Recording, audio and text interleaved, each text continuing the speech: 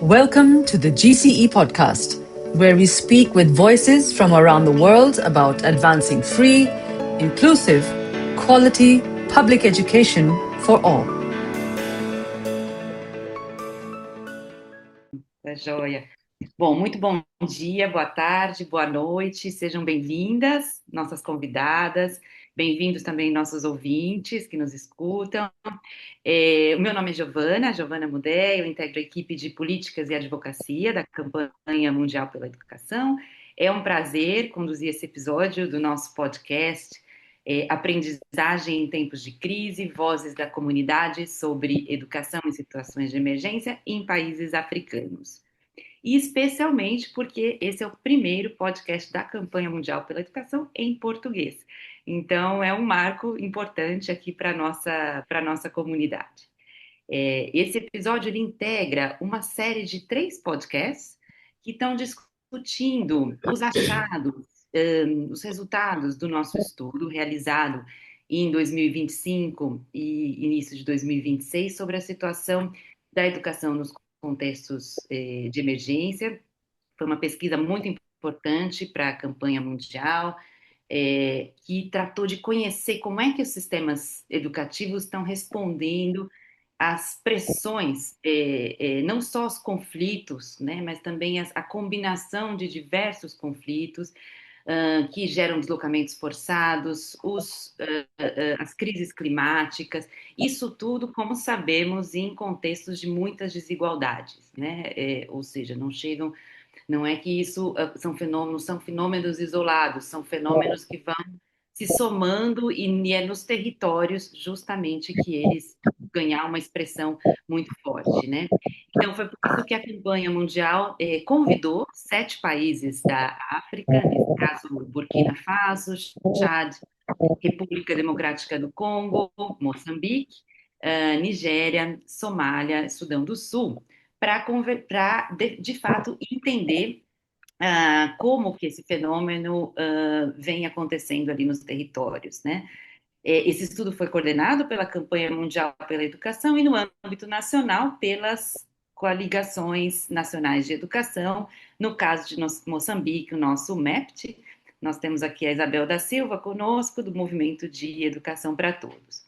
E justamente para conversar, então, sobre a situação de Moçambique, o que esse estudo encontrou em Moçambique, a gente tem o prazer de apresentar para vocês e a gente tem o prazer de receber aqui hoje a coordenadora do MET, Isabel da Silva, e a senhora Terezinha, que está conectada diretamente de Pemba, em Cabo Delgado, que é diretora da Escola Primária de Maringanha e participou conosco aqui do estudo. Então, muito bem-vindas. Boa tarde, Isabel. Boa tarde, Terezinha. Um prazer estar aqui com vocês hoje. Muito obrigada e boa tarde, bom dia. É um prazer igualmente estar aqui neste podcast. Muito obrigada, boa tarde. Quer dizer que muito obrigada ao Ministério ter convidado eu a participar desse encontro e agradecer mesmo essa iniciativa de hoje estarmos aqui juntos para partilharmos aquilo que nós somos, na verdade, aquilo que nós vivemos cá em Cabo Delgado, em particular na cidade de Pemba. Perfeito, muitíssimo obrigada novamente. Queria relembrar que esse estudo tem uma particularidade que é olhar essa realidade local, né? Olhar para os territórios, ouvir a voz das comunidades e depois, posteriormente, conectar o que elas estão dizendo, então, com as políticas nacionais e globais, né? E parte de uma premissa, porque é dessa realidade dos territórios que as políticas têm que ser definidas, né? Então, a partir dessa premissa que esse estudo foi feito, entrevistando estudantes, entrevistando docentes, diretores, diretoras de escolas, organizações da sociedade civil, organizações internacionais, obviamente ministérios de educação, representantes também das secretarias locais de educação, ou seja, pais e mães, famílias, ou seja, um grupo muito diverso e muito grande, mas com algo em comum, que é um conjunto muito conectado àquele determinado território. Então, nós convidamos cada um dos países a escolherem cada uma das coligações nacionais de educação, membros da campanha mundial, a escolherem uma ou duas localidades em seus países, para a gente conhecer melhor essa realidade. Então, Isabel, queria começar perguntando para você quais foram as localidades, então, escolhidas pelo MEPT e por que a escolha. Ok, mais uma vez, obrigada, Giovana. E para o caso de Moçambique, no âmbito desse estudo, nós trabalhamos com a província de Cabo Delgado, cidade de Pemba, a professora Terezinha está aqui, é mesmo de Pemba. E trabalhamos também com a província de Maputo, o distrito de Boane. Bem, por que que nós escolhemos essas duas províncias, né, e particularmente essas duas cidades e distrito? Primeiro, dizer que qualquer província ao nível do país ou qualquer distrito teria sido estratégico nós escolhermos por conta mesmo da especificidade do que o nosso país apresenta. Nós ciclicamente temos tido alguns desastres naturais, desde chuvas, desde outros desastres naturais que encontramos. Então, é uma questão, é uma situação que não ocorre apenas nessas duas províncias, mas em uma situação que ocorre a nível nacional. Mas para o caso de Pemba, em particular, e para o caso de Boane, primeiro Boane, porque nós acabávamos de sair de uma situação de cheias que afetou praticamente toda a província, tivemos praticamente todos os serviços parados por conta da cheia que nós vivenciamos naquele momento. E para o caso também da província de Cabo Delgado, nós acabamos de sair também de um ciclone, acho que a professora Terezinha vai se recordar, que era o ciclone Chido, que também afetou em grande a província, mas também porque a província de Cabo Delgado sofre igualmente com outros fenômenos. Neste caso, por exemplo, o caso de terrorismo que vem afetando a província desde 2016, 2017. Então, vimos que seria uma oportunidade igualmente que é para tentar conciliar não só as emergências relacionadas com questões climáticas, mas também poder observar essa particularidade que a província de Cabo Delgado, a cidade de Pemba, de forma particular, tem por conta mesmo dessa situação terrorista que o país vem vivendo desde 2007. Então, foi mesmo uma questão estratégica, considerando os momentos atuais em que essas províncias estão a viver, como dizia o caso da província de Maputo, distrito de Boane, por conta das cheias que nós vivenciamos naquele momento, e Cabo Delgado, por conta também do ciclone e do desastre natural perdão, por conta do ciclone, por conta da questão do terrorismo que que a província vem vivenciando desde 2016, 2017. Perfeito, Isabel. Muitíssimo obrigada. E a gente tem a sorte de ter aqui conosco a diretora Terezinha, né, da Escola de Maringanha, em Pemba. Então, diretora, conta, a gente gostaria muito de ouvir um pouco como que essa situação afetou a escola, né? E especialmente algo que chamou nossa atenção no relatório de Moçambique, a maneira, o papel fundamental, né, que os professores, docentes em geral, assim como a comunidade local de maneira mais ampla, mas sobretudo os docentes, estão respondendo a essa situação, né? Enfim, então conta pra gente um pouquinho a partir da sua experiência. Muito obrigada. Boa tarde mais outra vez. Dizer que a situação de crise nos assolou e ninguém estava preparado naquele preciso momento. Estamos a falar de três crises que nos assolaram de forma surpresa. Como dizia a doutora Isabel, caso de terrorismo, que fomos obrigados à escola a aglomerar alunos e sem espaços, mas e de repente apareceu o ciclone, como a doutora dizia, o ciclone Kenneth e Shido, assolou quase toda a província de Cabo Delgado e todos nós ficamos traumatizados, mas mesmo assim não paramos por ali, com o apoio de todos nós juntos, todo aquele interveniente da educação, ficamos juntos e assim ultrapassamos essa fase. Dizer que o professor ele é muito importante como pilar principal do aprendizado. Ele, incansavelmente, não tem teto, não tem livro, não, perde tudo. O aluno também perde tudo. Então, é o professor que vai lá na comunidade buscar o seu aluno para voltar à escola, independentemente de ter sala, ter caderno, ter uniforme. Mas sim, a escola estamos juntos. E o pai, ele é muito importante porque sem abertura do pai, o professor não teria o seu aluno de volta naquela emergência, porque todos nós ficamos em trauma.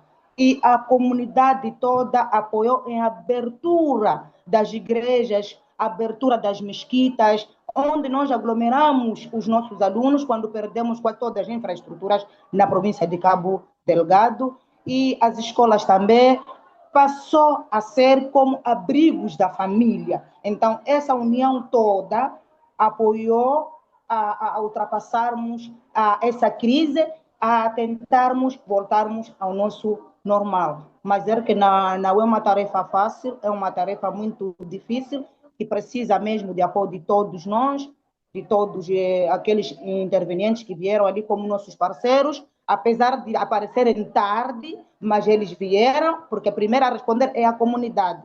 Quando a escola cai, é a comunidade, é a primeira pessoa a vir e a tentar levantar os tetos, a tentar levantar o muro que caiu. Então, depois aparecem os parceiros. Então, é exatamente um pouco disto que estamos a ver em Cabo Delgado e neste momento de crises. Perfeito, Terezinha. E vocês contaram, você disse que esses parceiros, que a comunidade local, de fato, é a primeira que responde, a primeira que está ali. E isso coincide também com os demais países, onde a gente, nas demais localidades, né, onde a gente pôde conversar com uma série de estudantes, de docentes, de diretores também. E essa resposta posterior que você chamou dos parceiros, como que ela veio? Foi suficiente? Houve resposta de onde? Você sentiu o respaldo de políticas públicas, locais, nacionais, globais, de alguma maneira reforçando aquilo que a comunidade acreditava ser o melhor caminho para a reconstrução? Como é que foi isso? Bem, dizer que apoio nós recebemos, falo da Escola de Maringanha. A Escola de Maringanha foi uma das escolas principais que teve essas crises. Então, nós recebemos esses apoios vindo da Unicef, tivemos ali apoio, uma formação psicopedagógica vindo de Save the Children, que acolheu a comunidade, acolheu a nós, todos os professores, e assim nos formaram perante 30 dias. Então, recebemos esse apoio, os apoios de alimentação, vestuário, material escolar, recebemos todos esses kits. Mas não podemos que não temos necessidade, temos sim. A escola ainda continua assim como ela estava antes, ainda não temos aquela evolução como tinha que ser, ainda não temos carteiras, mas o apoio está sendo feito, o governo está a fazer o esforço para ajudar a responder a essas crises. Mas como somos muito, cada dia está acontecendo mais coisas, dificilmente será 100% a ajuda, mas está sendo gerido o assunto de apoio em Cabo Delgado, na situação de emergência. Não há nenhuma criança que fica sem estudar, somos ditos, orientados para acolhermos as crianças, independentemente de trazerem os seus documentos, sabermos em que classe, o que queríamos é a colaboração da comunidade e entregarmos as crianças nas salas. Isso tudo em conjunto com os parceiros e ultrapassamos, não há nenhuma criança que ficou fora sem acolhimento. Sim, Perfeito. está sendo. Muitíssimo obrigada. Isabel, como é que você vê, dentro disso que a Terezinha está contando para a gente, essa resposta de maneira mais sistêmica por parte das políticas públicas, do governo e dessa articulação com a comunidade internacional? O MEPT teria alguma recomendação específica, alguma preocupação, em particular?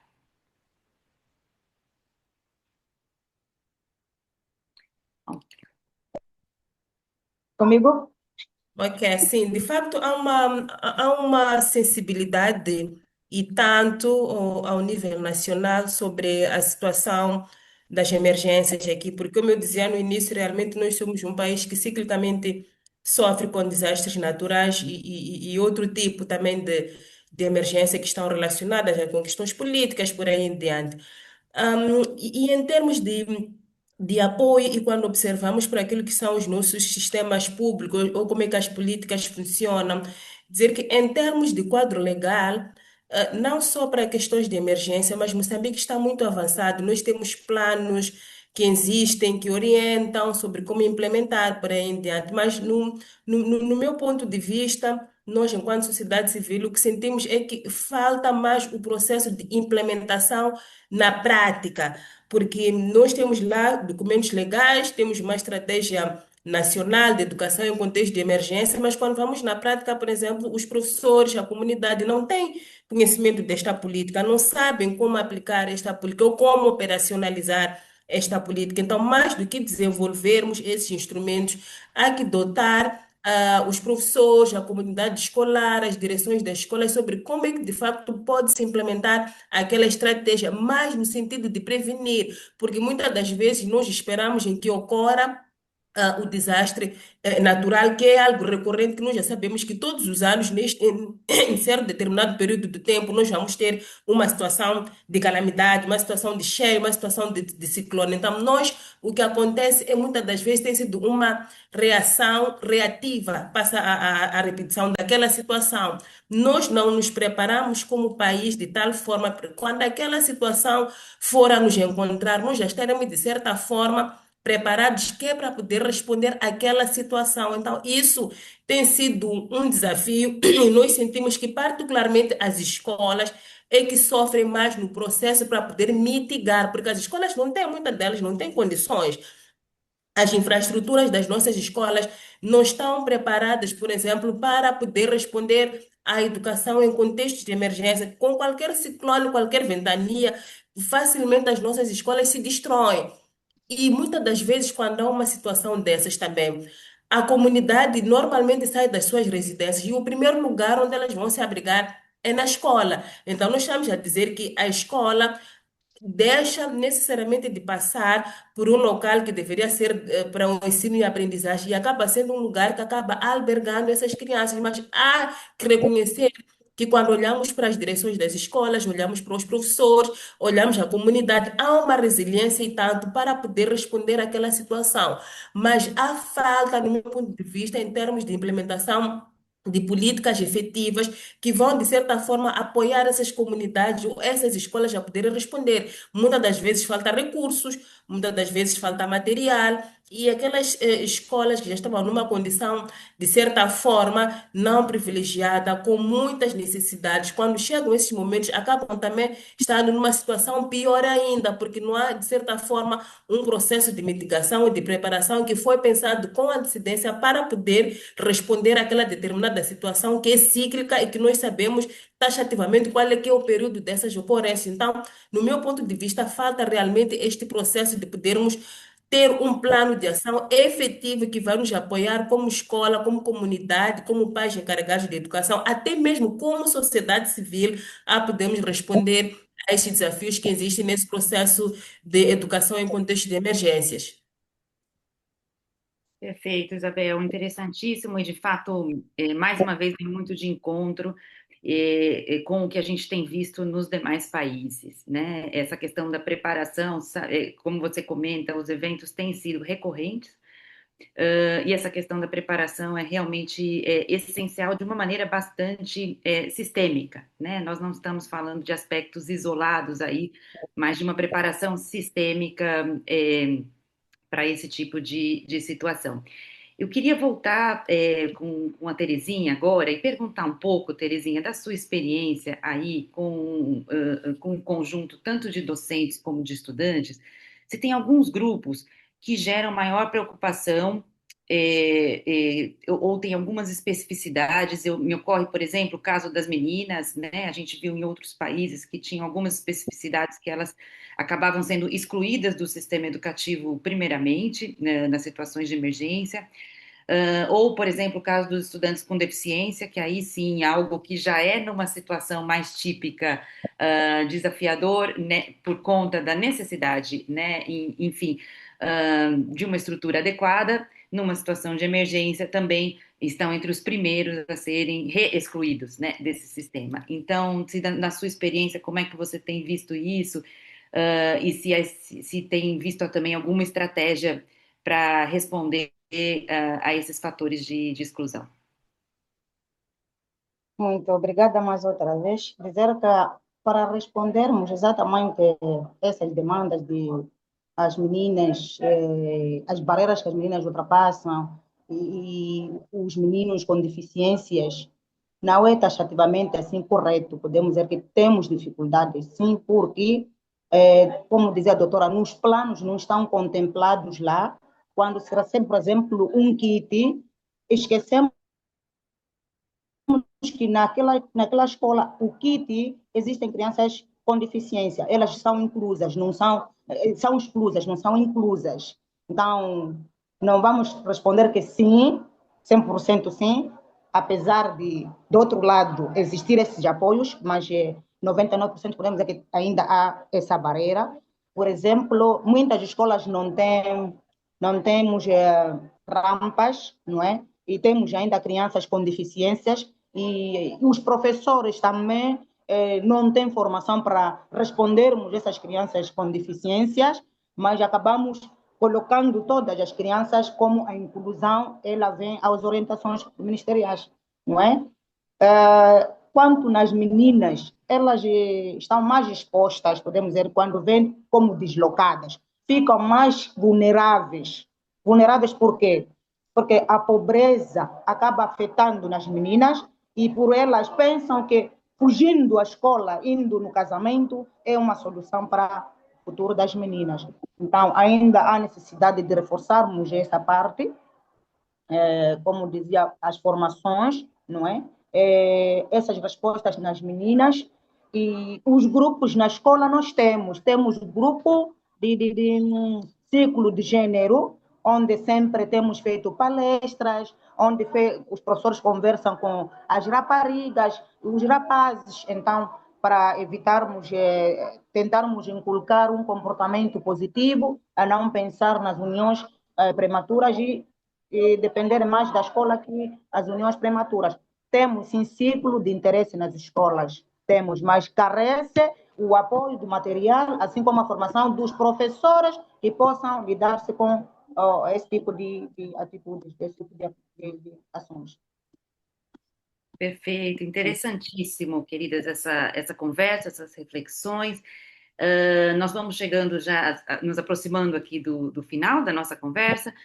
Queria, Terezinha, ver do seu lado, se você, que estratégia ou que reflexão que tem acontecido aí, precisamente, né, em torno da escola, em Pemba, que vocês têm observado e que você gostaria que fosse vista e ouvida, né, no âmbito nacional e também internacional aqui com essa oportunidade de circulação para os nossos colegas também de outros países.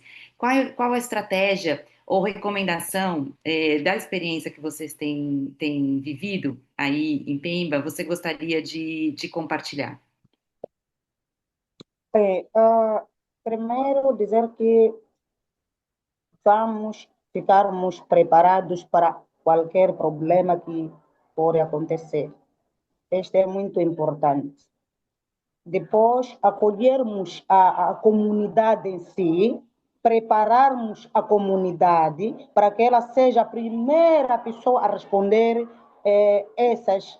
essas crises, porque nós ficamos longe das nossas escolas e os parceiros são últimos a viverem o ambiente, então quem vive direto é a comunidade. Então, se forem nas formações, se forem nos planos estratégicos, envolvamos a comunidade como primeira pessoa, sim, porque elas é que possam apoiar a instituição, a ajudar naquele momento de crise, e nós chegamos tarde. Pois, enfim, vamos apoiar a construirmos instituições com resiliências, que é para evitarmos todo momento termos os mesmos desafios.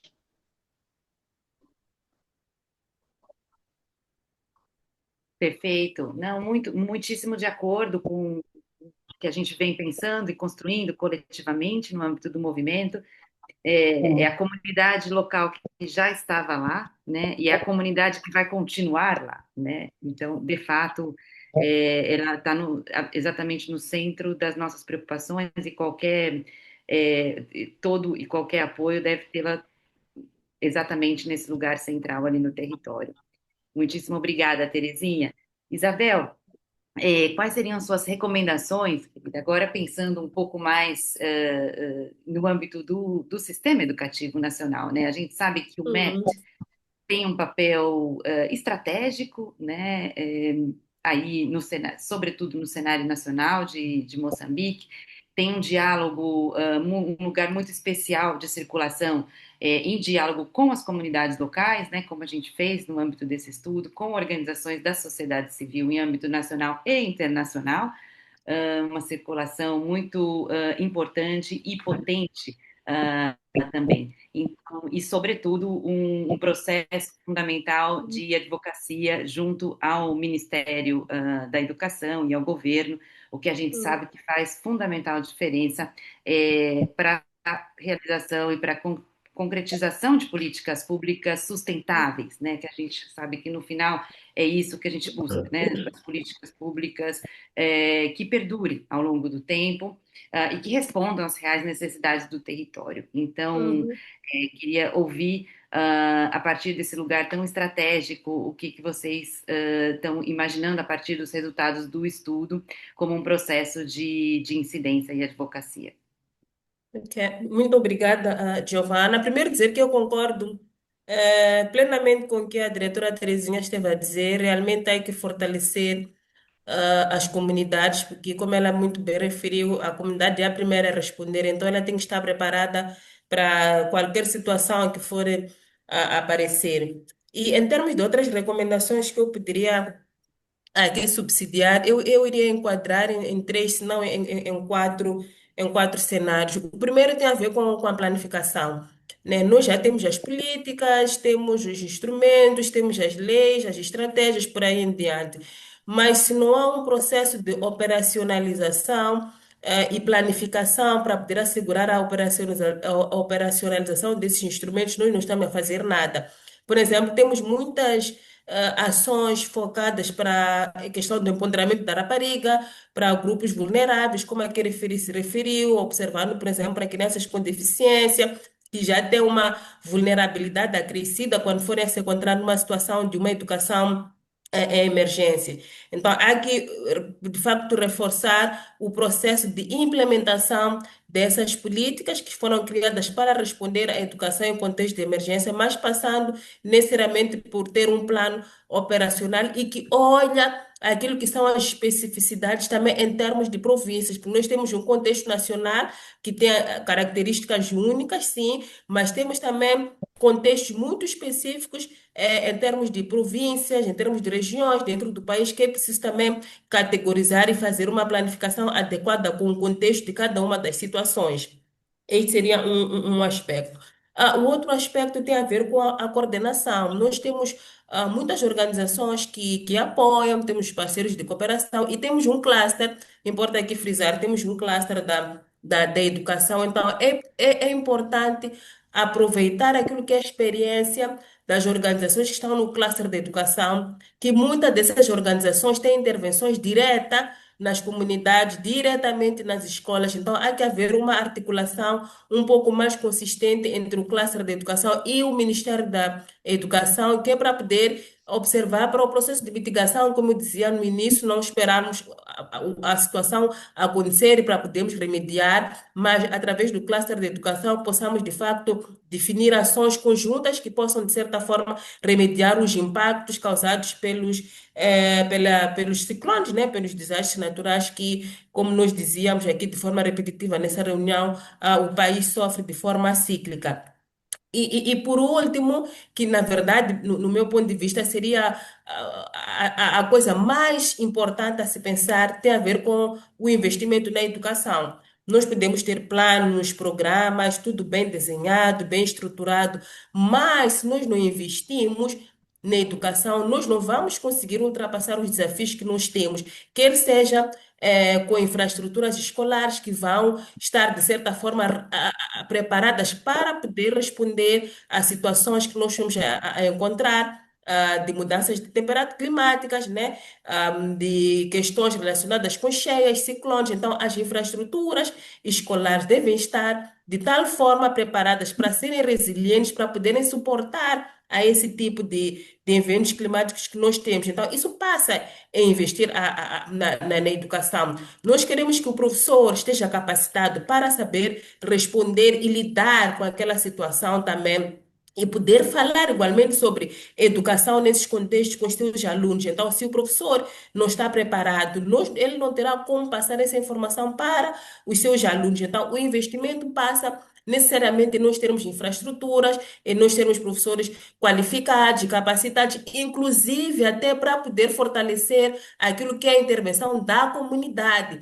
A intervenção da comunidade só é possível se ela estiver bem capacitada, bem informada e bem educada sobre o que é que ela tem que fazer em contextos como esse. Então, nós estamos a advocar realmente para um maior investimento ao setor da educação, que vai, de certa forma, observar todos esses fatores que muitas das vezes também são causados pelo fraco investimento que nós temos no setor da educação. Então, se nós, de certa forma, investirmos, nós estamos a dizer que vamos resolver todos os problemas que nós temos ao nível do setor da educação, mas um sistema com um maior investimento, a probabilidade dela poder ter maior qualidade, ela ser resiliente é maior. Então, esta é a nossa advocacia, esta é a nossa referência no que tem a ver com o fortalecimento de capacidade do sistema no seu todo, mas também no sentido de apoiar aquilo que são as intervenções ao nível das comunidades e termos escolas resilientes e preparadas para qualquer situação que possa ocorrer. Então, eu iria elencar as minhas observações e recomendações nesse sentido. Perfeito, Isabel. Nós ficamos muitíssimo gratos e felizes com o fato de que esse esforço de pesquisa local também possa gerar tantas reflexões. A gente sabe que tem muita conversa a partir dos achados, né? Enfim, que podem alimentar bastante esses diálogos políticos e esse exercício de advocacia tão fundamental que vem sendo feito. Então, queria agradecer essa conversa, mais uma vez, agradecer a disponibilidade de tempo de vocês, de participar conosco nesse episódio, relembrar a vocês e aos nossos ouvintes também que o relatório síntese com os resultados dos 7 países estará disponível na página web da Campanha Mundial pela Educação, assim como este episódio em português, também uma versão de podcast em francês e outra em inglês. Também os relatórios nacionais das 7 coligações nacionais de educação que fizeram um exercício semelhante nos seus países, estará disponível aí para quem tiver interesse em se aprofundar em cada uma das realidades nacionais, assim como, obviamente, para o nosso público hoje, o de Moçambique.